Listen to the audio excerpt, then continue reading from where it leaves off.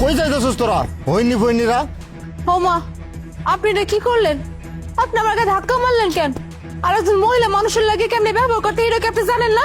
তোর মতো ফইনি হইনির সাথে কি করবো? এখানে কই যাস? ও মা, এই কেমন ধরনের কথা কইতেছেন? হ্যাঁ, আপনার আচরণ এরকম কিসের জন্য? আর আমি যাইতেছি এই অফিসে। এই অফিস আমার স্বামীর অফিস। হ্যাঁ, স্বামীর অফিস? এটা কি কাগজ ফ্যাক্টরি? তোর স্বামীকে এনে কাগজ বিক্রি করতেছে? এটা অফিস জানোস? কাগজ অফিস। বড় বড় স্যার এনে কাজ করে আইছে, আর স্বামীর নাকি অফিস? এই দারুণ ভাই, আপনি তো মানুষটা মেলা খারাপ। হ্যাঁ, আপনার কি মনে হইতেছে আমি মিথ্যা কথা কইতেছি?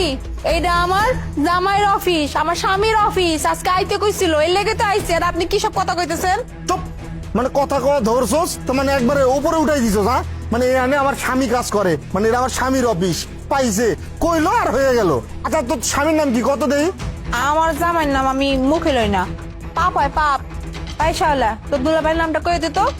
নুরালি, নুরালি আমার দুলাভাই হয়। কি শুনছেন নি? হ্যাঁ, কি নাম কইছে? এই যে হ্যাঁ আমার জামাই, বুঝতে পারলেন? আর হ্যাঁ কিন্তু এই অফিসে কাম করে না। এই যে অফিসটা দেখতে পাইতেছেন, এই অফিসের মালিক। আর আজকে কইছে আমাকে অফিসটা ঘুরাই দেখাইবো। এই লেগে আইছিলাম একটু সারপ্রাইজ দিতে আমার বইন্ডারে লইয়া। কিন্তু আপনি তো আমার লাগে মেলা খারাপ আচরণ করলেন। কি কইলি? নূর আলিফ স্যার তোর জামাই?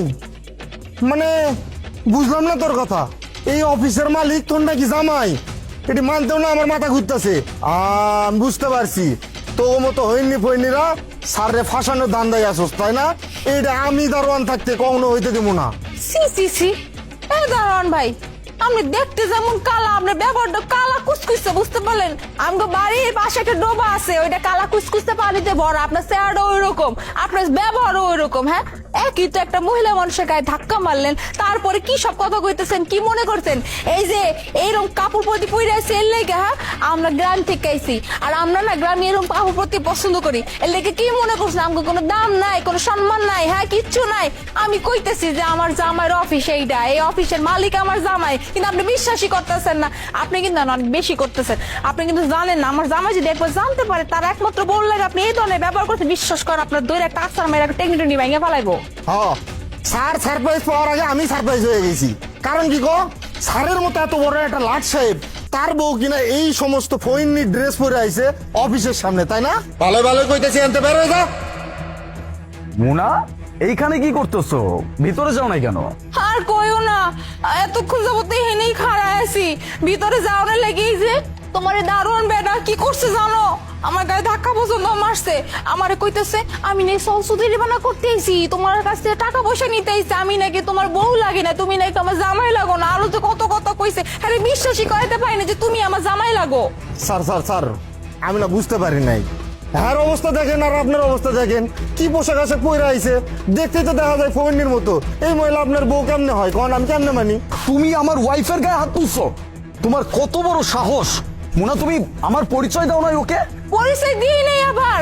আমার পর থেকে কইতেছি যে তুমি অফিসের মালিক, আমার জামাই, আমার জামাই। এই যে শায়লার কথাও কইছি যে ওর দুলাভাইয়ের অফিস এইটা, ওর লই এসি একটু অফিসে দেখানোর লাগে, আর তোমার একটু সারপ্রাইজ দেবো। হে কয় কি জানো, কয় হ্যাঁ তুমি নাই সারপ্রাইজ পাবো, উল্লো নাকি এই বেটা সারপ্রাইজ হয়ে গেছে। আমার কি সব কথা কইতেছে, বিশ্বাসই করে না যে আমি তোমার বউ। এই যে শুধু এই একটা কাপড় পরছি, এই আমার বুইন্ডার জামা পরছে, এর লেগে মনে করছি কি জানো, আমরা মনে করছি আমরা ফকিরনি রাস্তাঘাট থেকে আইছি টোকাই, এর লেগে ঢুকতে দেয় না। মনে করছে অফিসের ভিতর ঢুকে মনে চুরি চামারি করে বাইরে যেমো। বুঝতে পারছি। কি আপন, আমার ওয়াইফের সাথে এরকম আচরণ করো তোমার সাহস কে দিচ্ছে? ও আমার পরিচয় তোমাকে দেওয়ার পরেও তুমি ওকে ভিতরে ঢুকতে দাও নাই কেন? হ্যাঁ, আমি তোমাকে এখানে কি দায়িত্বে রাখছি? আমার ওয়াইফের সাথে তুমি খারাপ আচরণ করছো, তার গায়ে পর্যন্ত হাত তুলছো। আমি কিন্তু তোমাকে ছেড়ে কথা বলবো না। তোমার সাহস দেখে আমি রীতিমতো অবাক হয়ে যাচ্ছি। তুমি ওকে ভিতরে পাঠাইতা, যদি আমার পরিচিত না হতে আমি বের করে দিতাম। স্যার আমি না বুঝতে পারি নাই স্যার। আর তারপরে কোন স্যার, আমি এখানে একটা দায়িত্বতে আছি। অফিসের ভিতর কে গেল না এলো এটা তো আমার দেখানোর কথা, তাই না?